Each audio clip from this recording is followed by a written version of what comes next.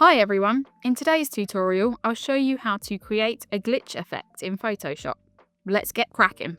Open Photoshop and load the image you want to glitch. Double click your background layer so it unlocks it and call it Original. Use Command J on a Mac or Control J on a Windows to duplicate the layer.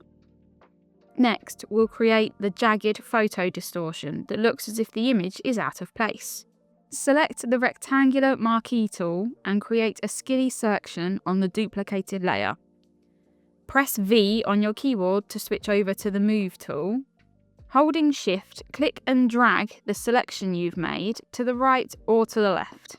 Press Command D to deselect, or Control D on a Windows. Using the rectangular marquee tool again, create more selections, moving them in different directions. Vary the size between skinny selections and thicker ones to make the effect more natural. This part is all about experimentation, so if you need to go back a step or two, just hit Ctrl Z or Command Z to undo. When you're finished, the effect should look something like this. Next, we'll create that wavy glitch overlay. To do this, we'll need the wave filter. First, with your two layers selected, duplicate them by pressing Command J or Control J and then merge the layers together with Command E or Control E. This layer we will make our wave distortion layer. Create selections with the rectangular marquee tool again, like before.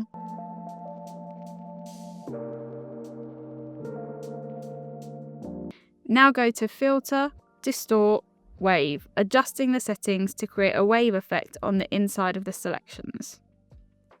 Experiment and adjust the settings to achieve the look you desire.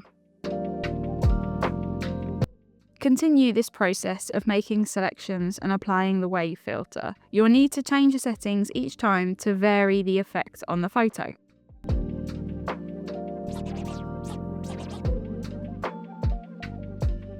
Now for the colour glitch effects. Duplicate your wave layer twice using Command J or Control J.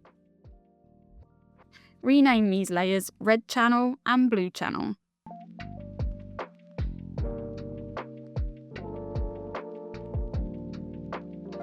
Double-click or right-click on the red channel to open up the blending options. In the Advanced Blending section, uncheck Green and Blue, leaving only red with a tick. Click OK and move this layer slightly to the left or to the right using the arrow keys. Repeat this process with the blue channel, unchecking red and keeping only green and blue. Move it slightly in the opposite direction you move the red. We're almost there. Now for the finishing touches. These are optional, but I think they make the glitch effect look more retro. First, we'll add screen lines. To do this, select your blue channel layer. Make sure it is at the top of the layers panel. Right-click or double-click and go into the blending options. Select Pattern Overlay on the left and use the default horizontal line pattern and set the blending mode to Soft Light. Change the opacity if the effect is too strong for you. If you don't have the default horizontal line pattern, let me quickly show you how to make one. Go to File, New, and set up a new document that's 40 pixels by 40 pixels. It will be very small, so let's zoom in. Set your colour to black, and using the rectangular marquee tool, cover half the square. Fill that selection in black, then press Command D or Control D to deselect. Then go to Edit, Define Pattern. Name it Straight Lines and press OK. Now when we go back to our glitch image, we should be able to see the new pattern created in the Pattern Overlay section. Finally, we'll add some noise for a digital grain effect. create a new layer on the top and go to Edit, Fill, 50% grey.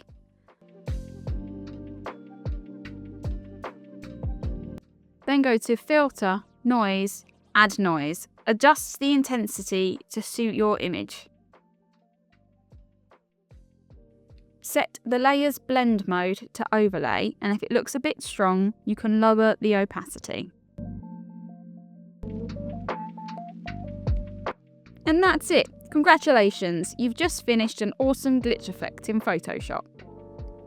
Let me know in the comments what I should create next. Don't forget to like and subscribe for more Photoshop tutorials. See you in the next one.